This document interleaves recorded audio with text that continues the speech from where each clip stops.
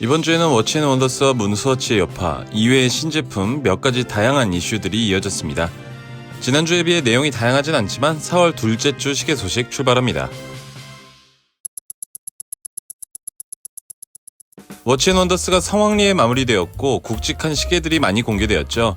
지난주에 말씀드린 브랜드 시계 외에도 다루지 않았던 신제품들이 많이 있었는데 간단하게만 살펴보겠습니다. 파네라이에서는 구매자와 함께 이태리 곳곳을 여행하며 파네라이의 유산을 느낄 수 있는 44개 한정 칼렌다리오 페르페투오와 다수의 썸머저블 코란타 콰트로 컬렉션들을 공개했습니다. 이외에도 파네라이가 작게는 가격 인상부터 크게는 인하우스 무브먼트 이슈까지 다양한 이야기들이 들려오는 중입니다. 위블로에서는 사각형 케이스와 빅뱅이 합쳐진 스퀘어뱅이라는 제품을 공개했습니다. 어째 산토스가 생각난다 싶었는데 오마주를 한 거라고 하네요. 산토스와 빅뱅의 포인트가 잘 살아있는 것 같습니다. 외에도 프랑스 아티스트 리차드 오린스키와 협업한 클래식 퓨전도 공개가 되었습니다. 이번에는 티타늄 소재를 사용했고 예술적인 가치에 좀 더 중점을 둔 것으로 보입니다. 오데마 피게에서는 플라잉 드루비용 엑스트라 씬을 공개했습니다. 저는 이런 고가 명품 시계에 관심은 없다만 디자인이 예쁘다는 건 부정할 수가 없네요. PRX가 떠오르기도 했는데 PRX 오픈하트 모델이 나와도 인기를 끌겠다는 생각도 들었습니다. 이외에도 제니스의 크로노마스터 스포츠, 파텍 필름의 모노푸셔 크로노그래프, 까르띠에의 새로운 블루 산토스 등이 있었습니다. 당연히 여러가지 시계들이 있었는데 지난주부터 제가 말씀드린 시계들은 국내외 시계 커뮤니티나 매거진 등에서 내가 선택한 워치앤원더스 최고의 시계라는 포스팅에서 교집합되는 시계들이었고요. 저한테 하나 선택하라고 하면 데이데이트 올리브 그린이나 GMT 마스터를 선택할 것 같네요. 자, 워치앤원더스는 진짜 여기까지 하기로 하죠. 워치앤원더스에서 볼 수 없었던 또 다른 브랜드들의 신제품들도 살펴보겠습니다. 노모스에서는 클럽 캠퍼스에 두 가지 새로운 컬러를 입혔습니다. 딥 핑크와 블루 퍼플이고요.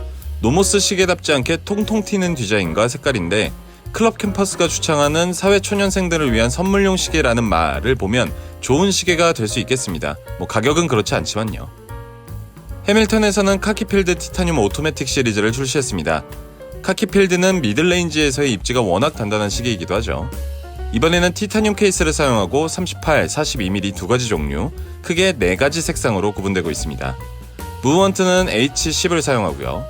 국내 홈페이지 기준 120, 130만원 사이인데 케이스 소재 때문인지 가격이 조금 높게 책정됐다는 생각은 드네요. 디자인도 어딘가 기존 카키필드의 클래식함보다는 투러치로서의 느낌을 강조한 것 같기도 합니다. 이외에도 재즈마스터, PSR, 아드모어 등이 더 공개되었으니까 홈페이지 구경해보시면 재미있을 겁니다. 세이코에서는 뜬금없이 탁상 시계를 하나 출시했습니다. 뜬금없다고 말은 했지만 세이코 클락이라는 또 다른 라인업이 하나 있는데 여기에는 벽시계, 탁상시계, 그리고 디지털 시계 등을 만들고 있습니다. 사실 요즘 세상에 탁상시계가 굳이 필요하지 않기도 하고 디자인도 워낙 평범했는데 이번에 공개된 시계는 튜나를 모티브로 만들어졌죠. 알리 같은 데를 보면 유명 시계 디자인을 따온 벽시계가 있긴 했는데 이건 사실 가품이라서 손이 가지 않았는데 좋은 소식입니다. 아무튼 시계를 보면 쿼츠 무브먼트의 무소음 초침, 알람, 또 어디에 있는지는 모르겠지만 LED 기능에 스누즈와 백라이트 기능까지 있다고 합니다. 가격도 $45라서 참 좋은데 쓸모가 없을 것 같아서 고민되네요. 소재의 마법사 라도에서는 캡틴 쿡 하이테크 세라믹 다이버를 출시했습니다. ISO 6425 인증을 받았고 43mm 라도 R763 무브먼트를 사용합니다. 당연하게도 소재가 중요하겠고 무광 플라즈마 하이테크 세라믹 케이스를 사용했다고 합니다. 저도 아직 실제로 보진 못해서 확언하기는 조금 어렵지만 이미지 컷으로 봤을 땐 세라믹 특유의 번쩍거리고 가벼운 느낌보다는 묵직한 티타늄 느낌이 들긴 하네요. 라도에서 잘 했겠지만 세라믹 특유의 깨짐 문제를 어떻게 해결했을지 궁금합니다. 이 소재 때문인지 가격이 조금 높다는 점 외에는 이렇다 할 단점이 딱히 없어 보이는 좋은 시계입니다. 구찌는 유튜브를 통해서 5가지 신제품을 공개했습니다. 지난해에 이은 두 번째 스위스 시계 컬렉션이라고 소개되고 있고 기술과 디자인에 주목했다고 하네요.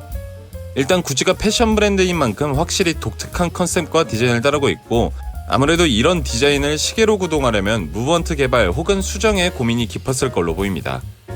아직 국내 홈페이지에선 볼 수가 없기 때문에 스펙을 확인하진 못했지만 패션 피플들이나 일부 시계 팬들에게 좋은 평을 받고는 있습니다.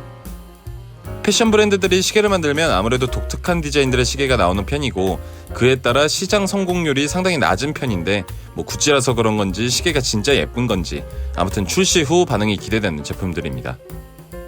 예마에서도 신제품인 민그래프 수마린 Y60이 공개되었습니다.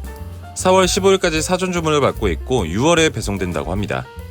호불호는 있겠지만 독특한 디자인의 시계고 레이싱과 다이버의 컨셉이 공존하고 있습니다. 투러치로서의 정체성을 가지고 있고 방수 성능이 꽤 높은 편이네요. 말 많던 예마의 자사 무브먼트 예마 2000이 사용되었고요. 가격은 약 140만원입니다. 예전에 한번 소개한 적이 있는 만의 맨해튼 37이 어제까지 사전 주문을 받았습니다. 국내 커뮤니티나 유튜브를 통해서 평가나 리뷰 등이 공개되기도 했죠. 가만 보고 있으면 디자인은 대부분 호평이었고 또 기존 제품들의 한계였던 가격, 퀄리티 등에 대해서도 고민이 많았던 것 같습니다. 완벽할 수는 없지만 꾸준히 발전해 나가는 모습을 보이는 것 같은데 탈 마이크로 브랜드라는 명칭에 붙길 바라봅니다. 자, 이번에는 제가 눈여겨보고 있는 제품들을 살펴보려고 합니다. 3가지 시계를 말씀드릴 거고 여름 컨셉을 담고 있으며 역시 신제품들입니다. 하나는 스테인하트고요. 노먼어치스를 구경하고 있었는데 노먼어치스에서 독점 판매되는 스테인하트 오션 39 메론이 눈에 들어왔습니다. 스테인하트의 유명한 시계들이 대부분 그렇듯이 전반적인 디자인 틀은 롤렉스의 그것을 따르고 있지만 최근 가장 핫한 컬러인 그린을 적절하게 활용하고 있습니다. 색깔 배치만 보면 라벤처가 떠오르기도 하네요. 무튼 시원한 컬러감이 무척 예뻐서 다가오는 여름 시계로 적절해 보입니다. 무브먼트는 에타 2893-2나 셀리타 SW330을 사용하고 39mm, 300m 방수, 가격은 약 99만원입니다. 스코바 안드레스는 1958ZAG를 출시합니다. 기존 1982, 1970 같은 GMT 디자인을 선택했고 색상이 무척이나 눈에 들어오죠.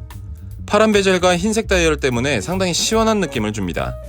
언뜻 색상으로 인해서 바다가 컨셉인 것 같지만 제트 엔진의 도입으로 제트시대를 열었던 항공에 초점을 맞췄습니다. 듣고 보니 하늘과 구름 컬러라고 보이네요. 론다 515 GMT 쿼츠 무브먼트를 사용했고 41mm 사이즈의 100m 방수 성능, 가격은 약 38만원입니다. 5월 1일까지 선주문 기간이고 9월 배송 예정입니다. 글라이신에서도 신제품을 공개했습니다. 글라이신이 한국 론칭도 그렇고 다양한 에어맨이나 컴뱃 서브를 자주 출시하면서 아주 열심히 일하고 있는 중인데요. 최근 컴뱃 서브 GL0394를 출시했습니다. 36mm라는 작은 사이즈의 대세인 그린 컬러, 빨간색 날짜창이 포인트고 300m 방수 성능, 에타 2824-2 혹은 셀리타 SW200-1을 수정한 GL224 무브먼트를 사용합니다. 이외에도 블랙, 버건디 색상도 있고요. 저한테는 맞는 사이즈는 아니라서 구매로 이어지진 않겠지만 많은 분들이 좋아하실 모델로 보입니다. 아직 한국 홈페이지에서는 찾아볼 수가 없고요. 공식 홈페이지 기준 약 160만원 정도인데 여러 구매처를 검색해보면 요거보다는 저렴하지 않을까 합니다. 오늘은 우크라이나 이야기로 마무리합니다. 꽤 오랜 시간이 지났어도 아직 우크라이나의 평화가 찾아오지 못했는데 우크라이나의 평화를 기원하는 많은 시계 팬들이 시계를 통해 관심을 보이기도 하고 있습니다. 한 커뮤니티에서는 당분간 러시아 관련 시계는 업로드하지 않기로 했었고 우크라이나산 시계를 찾는 분들도 있죠. 제가 아는 선에서는 우크라이나 시계 브랜드는 생각나는 게 없지만 있다고 한들 현재 구매는 조금 어려울 것 같습니다. 그래서 우크라이나를 컨셉으로 한 시계들이 종종 보이고 있는 중입니다. 크리스토퍼 와드에서는 C63을 기반으로 이번 전쟁을 도울 수 있는 우크라이나 한정판을 공개하기도 했었고 스트랩 브랜드에서는 노란색과 파란색이 섞인 나토 스트랩을 판매하기도 합니다. 또 가죽이나 실리콘 스트랩 2개를 섞어서 착용하기도 하고요. 일각에서는 실질적인 물자나 재정 지원이 아닌 나음이야 이게 무슨 의미가 있냐고도 하지만 제가 그 입장이라면 전 세계의 관심과 응원이 꽤 큰 힘으로 다가올 것 같긴 합니다. 아무튼 우크라이나의 빠른 평화가 찾아오길 바랍니다. 자, 이렇게 해서 이번 주 시계 소식도 정리해봤습니다. 아무래도 시기적으로 신제품들이 막 출시되는 기간이고 여름도 다가오고 있어서 하루하루 시계 서핑하는 재미가 있네요. 제가 지금 이사 때문에 소식 영상 외에는 다른 영상을 만들고 있지 못하고 있는데 그거 양해해 주시기 바라겠고 그럼 저는 더 좋은 영상으로 찾아오겠습니다. 감사합니다.